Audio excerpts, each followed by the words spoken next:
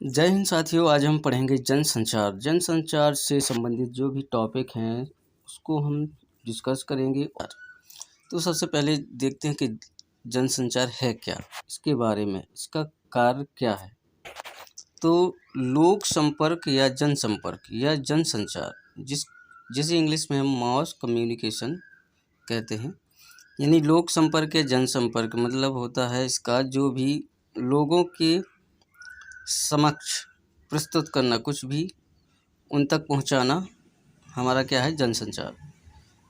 तो mass communication से तात्पर्य उन सभी साधनों के अध्ययन एवं विश्लेषण से है जो एक साथ बहुत बड़ी जनसंख्या के साथ संचार संबंध स्थापित करने में सहायक होते हैं।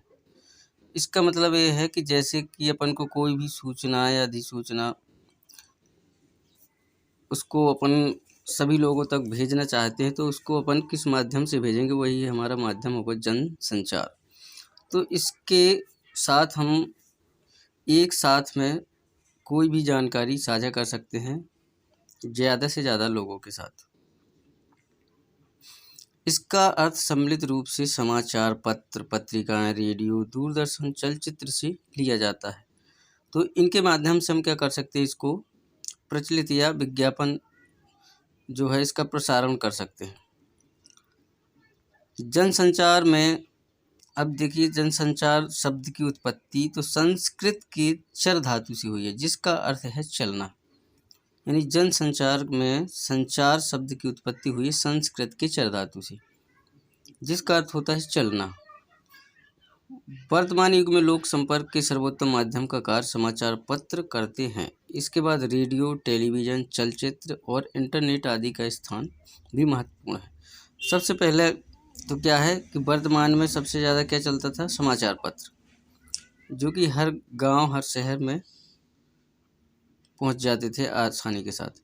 अब इसके बाद रेडियो, टेलीविज़न, चलचित्र और इंटरनेट के माध्यम से भी हम जनसंचार को जोड़ लिए हैं, और इसमें नाटक, संगीत, भजन, कीर्तन, धर्म उपदेश आदि के द्वारा भी लोक संपर्क का कार्य होता है। तांत्रिक व्यवस्था के अंतर्गत जुलूस, सभा है, गठ संगठन है, प्रदर्शन आदि की जो सुविधाएं हैं उनका उपयोग भी राजनीतिक दलों की ओर से लोक संपर्क के लिए किया जाता है। यानी लोगों को जागरूक करने के लिए हम इन सभी तरह के कार्यों को अपनाते हैं, जैसे कि जुलूस, सभा, संगठन, प्रदर्शन, है ना। तो इसके द्वारा भी हम जनसंपर्क करते हैं। और इसमें देखते हैं डाक है, तार है, टेलीफोन, रेल, वायुयान, मोटर कार, जलपोत और यातायात तथा परिवहन के अन्य साधन भी राष्ट्रीय और अंतर्राष्ट्रीय संपर्क के लिए व्यवहृत किए जाते हैं। इसमें हमको इतनी सारी सुविधाएं आज के समय में, जैसे कि डाक, तार, टेलीफोन, रेल, वायुयान, इन सभी के द्वारा भी हम राष्ट्रीय, अंतर्राष्ट्रीय दोनों तरह के संपर्क स्थापित कर सकते हैं। मैकाले ने सन 1828 में लिखा है, क्या लिखा है कि संसद की जिस दीर्घा में समाचार पत्रों के प्रतिनिधि बैठते हैं वही सत्ता का चतुर्थ वर्ग, क्या है, चतुर्थ वर्ग माना जाता है।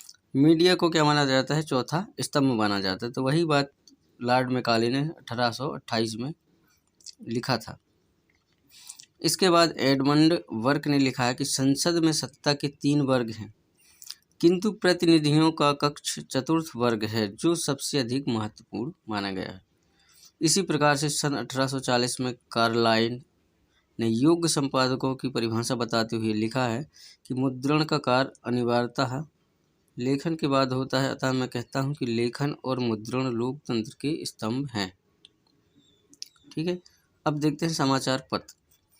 तो भारत में लोक संपर्क की दृष्टि से समाचार पत्रों का प्रथम प्रकाशन 1780 से आरंभ हुआ था। कब हुआ था? 1780 से। ऐसा कहा जाता है 29 जनवरी 1780 को भारत का पहला पत्र कौन सा, बंगाल गजट प्रकाशित हुआ था। इसके बाद 1784 में दूसरा जो हुआ था कलकत्ता गजट का प्रकाशन हुआ था, और इसके बाद 1785 में मद्रास से कुरियर निकला था। फिर बम्बई हेरल्ड, बम्बई कुरियर और बम्बई गजट जैसे पत्रों का अंग्रेजी में प्रकाशन हुआ। मतलब एक साथ बहुत सारे पत्र निकले हैं, अंग्रेजी में निकले हुए हैं। लेकिन इससे बहुत पहले इंग्लैंड, जर्मनी, इटली, फ्रांस समाचार पत्र प्रकाशित होते रहे। यहाँ पर मतलब पहले से भी समाचार पत्र प्रकाशित होते रहते थे। अब इंग्लैंड का प्रथम पत्र जो था ऑक्सफोर्ड गजट सन 1665 में प्रकाशित हुआ था। कहाँ से? इंग्लैंड से। और लंदन का टाइम्स नामक पत्र हुआ था 1788 में निकला था। जो मुद्रण यंत्र के आविष्कार से पहले चीन से किंग यार्ड और कियल तथा रोम से रोमन एक्टा डायरना नामक पत्र निकले हुए थे। चलते हैं आगे। भारत में पत्रों के प्रकाशन का क्रम सन 1816 में प्रारंभ हुआ। अपने भारत की बात करें तो अपने यहाँ कब हुआ था? 1816 में प्रारंभ हुआ था। तो बंगाल गजट के बाद जॉन बुलिन तथा द ईस्ट का प्रकाशन हुआ था। इंग्लिशमैन 1836 में प्रकाशित हुआ था। 1838 में बम्बई टाइम्स और बाद में टाइम्स ऑफ इंडिया का प्रकाशन हुआ था। 1835 से 1857 के मध्य दिल्ली, आगरा, मेरठ, ग्वालियर और लाहौर से कई पत्र प्रकाशित हुए हैं। इस समय तक 29 एंग्लो इंडियन और 25 भारतीय पत्र प्रकाशित होने लगे थे, किंतु जनता के मध्य उनका प्रचार बहुत ही कम था, क्योंकि उस समय की बात है जब लोग ज़्यादा शिक्षित नहीं थे। तो उस समय क्या हुआ, जनता के मध्य में प्रचार प्रसार कम रहा था।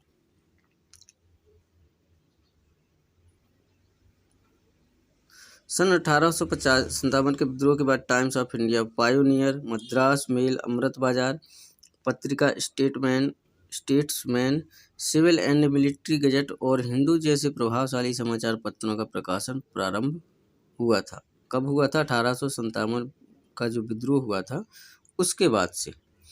बिहार से बिहार हेरल्ड, बिहार टाइम्स और बिहार एक्सप्रेस नामक पत्र प्रकाशित हुआ था। कहाँ से? बिहार से। भारतीय भाषाओं में प्रकाशित होने वाला प्रथम पत्र समाचार दर्पण अपनी भारतीय भाषाओं में जो प्रकाशित हुआ था, कौन सा हुआ था? तो श्री रामपुर से बंगला में प्रकाशित हुआ था। कब हुआ था? 1822 में। और जो ये भारतीय भाषा वाला हुआ था ये तो हुआ था 1818 में। कौन सा हुआ था? समाचार दर्पण। समाचार गुजराती भाषा में प्रकाशित हुआ, उर्दू में कोहिनूर। इतने समाचार पहले क्या हुए थे? प्रकाशित। अब देखिए, अवध अखबार और अखबार आम नामक कई पत्र निकले हैं। हिंदी का प्रथम समाचार पत्र उदंत मार्तंड था। कौन था? उदंत मार्तंड, जो कि हिंदी का प्रथम समाचार पत्र था, जिसके संपादक कौन थे? श्री युगल किशोर शुक्ल। कौन थे? युगल किशोर शुक्ल थे। इसको अपन को याद रखना विशेषकर। हिंदी का प्रथम समाचार पत्र उदंत मार्तंड था, जिसके प्रतिपादक कौन थे? संपादक युगल किशोर शुक्ल जी। तो दूसरा पत्र बनारस अखबार राजा शिव प्रसाद सितारे हिंद ने कब किया था? ये किया था 1845 में। ये दूसरा था। इसके बाद संपादक एक मराठी सज्जन श्री गोविंद रघुनाथ भत्ते थे। क्या था? गोविंद रघुनाथ भत्ते। इन्होंने सन 1868 में भारतेंदु हरिश्चंद्र ने कौन सी किया था? कवि वचन सुधा नामक मासिक पत्रिका निकाली थी। इनकी मासिक पत्रिका थी जो इन्होंने कवि वचन सुधा नामक निकाली हुई थी। पीछे इसे पाक्षिक और साप्ताहिक संस्करण भी निकले थे। इसके बाद इन्होंने साप्ताहिक और पाक्षिक संस्करण भी निकाले थे। कब? 1871 में। अल्मोड़ा समाचार नामक साप्ताहिक प्रकाशित हुआ सन 1872 में पटना से बिहार। कहाँ से? पटना से बिहार। बंधु नामक साप्ताहिक पत्र प्रकाशित हुआ। इसके प्रकाश में पंडित केशोराम भट्ट का प्रमुख हाथ था। सन 1874 में दिल्ली से सदादर्श और सन 1879 में अलीगढ़ से भारत बंधु नामक पत्र निकले। ज्यों-ज्यों समाचार पत्रों की संख्या बढ़ती गई त्यों-त्यों उनके नियंत्रण और नियमन के लिए कानून भी बनाते गए। राष्ट्रीय जागरण के फलस्वरूप देश में दैनिक, साप्ताहिक, मासिक, त्रैमासिक आदि पत्रों का प्रकाशन अधिक होने लगा था। कब होने लगा था? राष्ट्रीय जागरण के फलस्वरूप 1857 के बाद जब जो राष्ट्रीय जागरण हुआ, लोगों में जागरूकता आई, तो इसके बाद क्या हुआ कि साप्ताहिक, मासिक और त्रैमासिक आदि सभी पत्र क्या होने लगे, प्रकाशित होने लगे ज़्यादा से ज़्यादा संख्या में। तो इसके लिए क्या होगा, नए नए कानून भी बनाए गए।